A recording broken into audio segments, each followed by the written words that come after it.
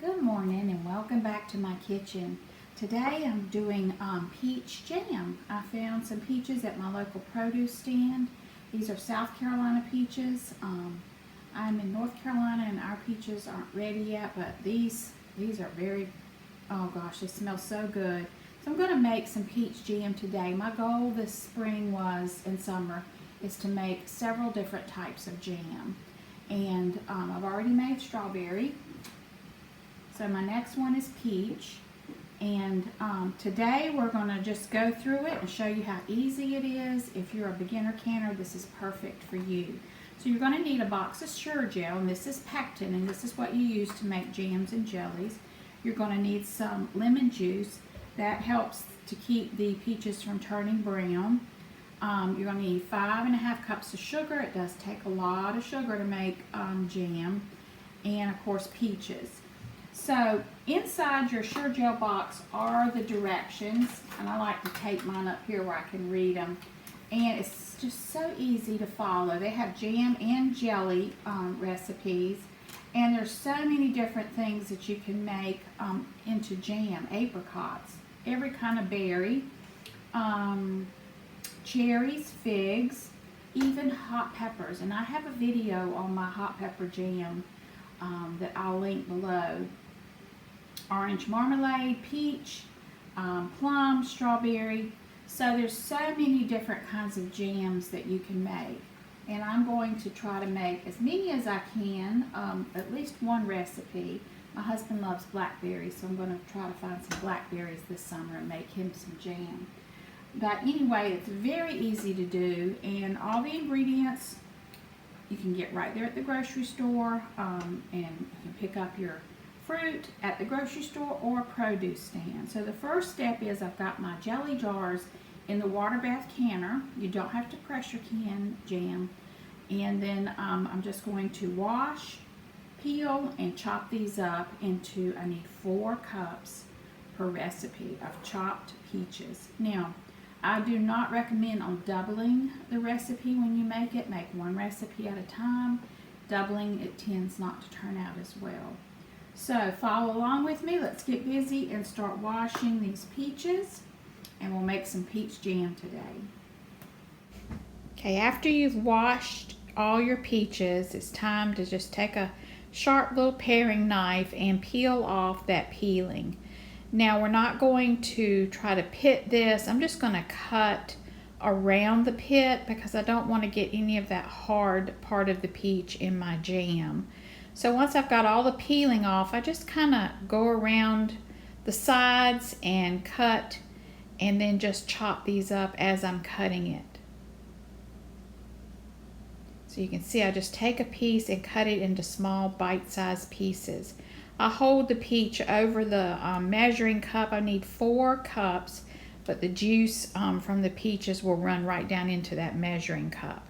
And that's all there is to it. I just kind of go around. I leave that pit as is.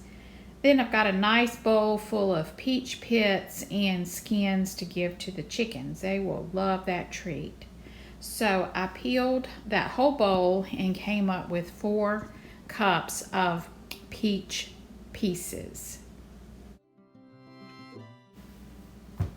Okay, here are my 4 cups of peaches all cut up, ready to cook, and I'm pouring this in a large stainless steel pot. You want it big enough so that it doesn't boil over. Then I have the 2 tablespoons of lemon juice. I'm pouring over that and then just stir it around. Keeps the peaches from turning brown. And I just want to share one more tip with you. When you're doing peaches, make sure you check if there's any bad spots, any dark or mushy spots. I don't even bother to use that. I will give that to my chickens.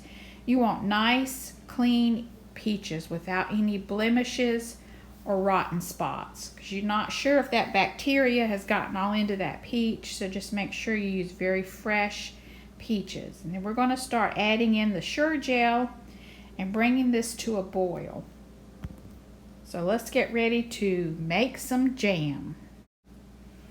Okay, here are the peaches, and I'm sprinkling in the Sure-Jell pectin. And then a half a teaspoon of butter. This keeps the foam down when you're cooking. I'm not sure why, but it does work, and you don't want a lot of foam in your jam or jelly. So a little half a teaspoon of butter. Now you bring that to a boil, and it's got to be a boil that doesn't stop when you're stirring. So once you've got a good boil, then you're going to add in the sugar. And this is 5½ cups of sugar. And then using the spoon, I just stirred all that in until it liquefied. And you just constantly stir, and all these directions are on that little instruction sheet in your Sure-Jell box. But you just give this a stir until all that sugar is dissolved. Then we are going to let it come to a very hard rolling boil. As you can see it right there. And then I'm going to set my timer for 1 minute.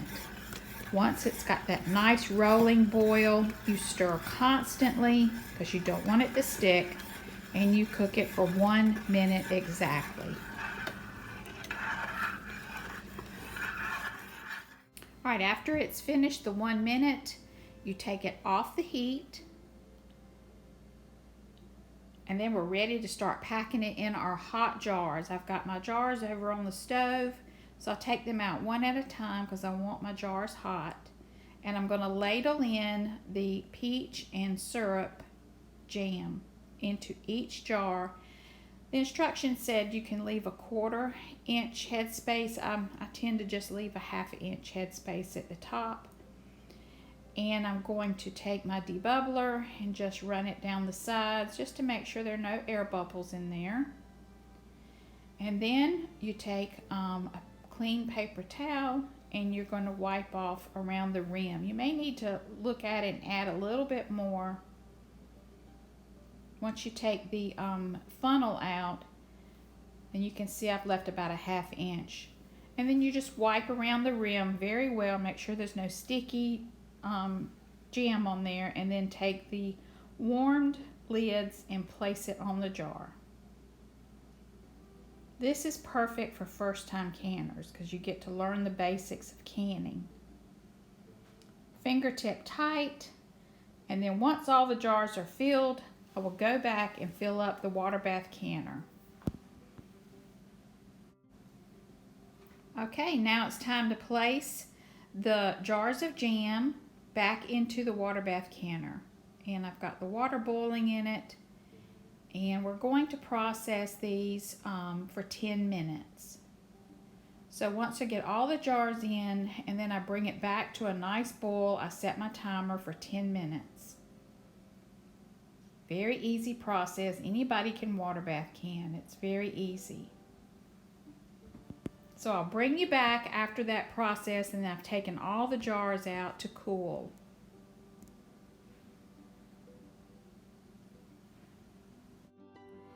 All right, the jam is all done. All of my jars have sealed. I got 7 1/2 pints of this beautiful peach jam. And I've got enough peaches left over to do one more batch. I love the consistency. I had a little bit left in the pot, and it's very thick. Turned out great. So let's spread a little bit on a piece of bread. You know, this would be perfect on a hot biscuit. Oh, let's give this a taste test. You can see the little bits of peaches in there. Oh my. Oh, that is so good. You can definitely taste the sweet peach taste.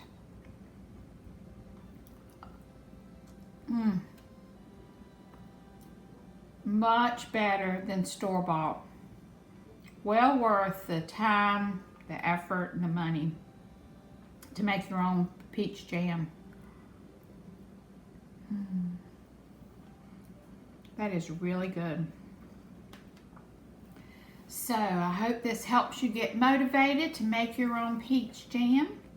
And stay with me out throughout the summer. We're going to be doing blueberry and blackberry. I've got figs on my fig tree, so we'll be doing some fig jam. But anyway, if you're making jam, please let me know. Please leave a comment in the comment section. Let me know what you're working on and what's your favorite jam. And don't forget to like and share and subscribe. I think I have 947 subscribers, so I'm very close to 1,000. I want to thank all my new subscribers. I'm so glad you're here, and I hope to share a lot more with you. Coming up, I've got lots of zucchini, and so I'm working on different zucchini breads and different ways to use up all that zucchini, and that will be coming in a video soon. But I wanted to get this peach jam video out because that's what I was working on today. So thank you so much for watching, and I hope you all have a very blessed day.